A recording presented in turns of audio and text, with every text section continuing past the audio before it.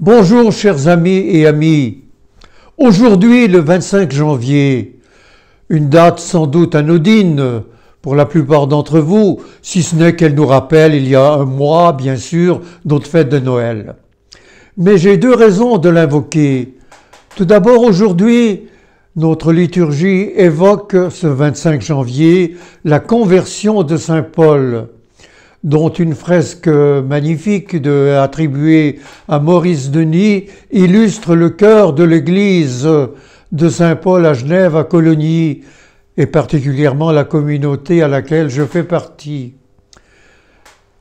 En regardant bien cette fresque, Maurice Denis nous représente Paul tombé de son cheval, voilà qui est très légendaire.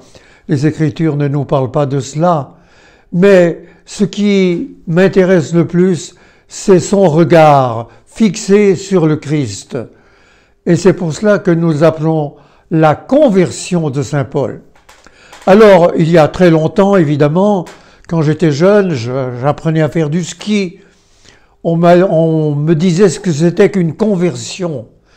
Il fallait tourner son corps complètement avec ses instruments qui glissaient sur la neige, bien sûr, vers quelque chose d'autre. C'était tout soi-même qui changeait d'orientation. Eh bien, la conversion de Saint Paul nous rappelle que ce jour-là, Saint Paul a changé d'orientation de vie, bien sûr, et surtout d'orientation de son cœur.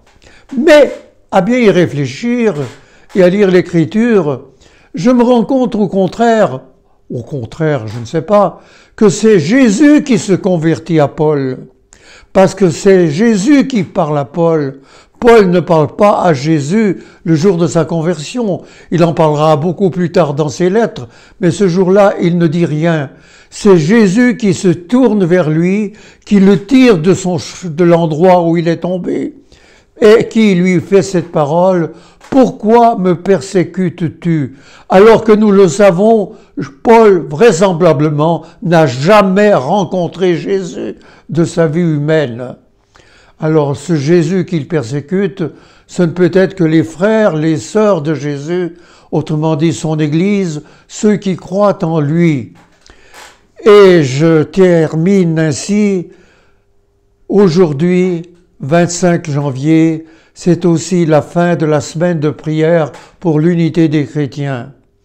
Et bien que cette prière pour l'unité des chrétiens nous appelle à regarder les autres et à trouver dans le cœur des autres et dans leur esprit quelque chose qui nous construit.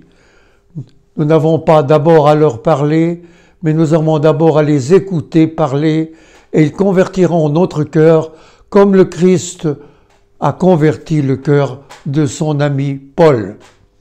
Je vous souhaite une belle journée.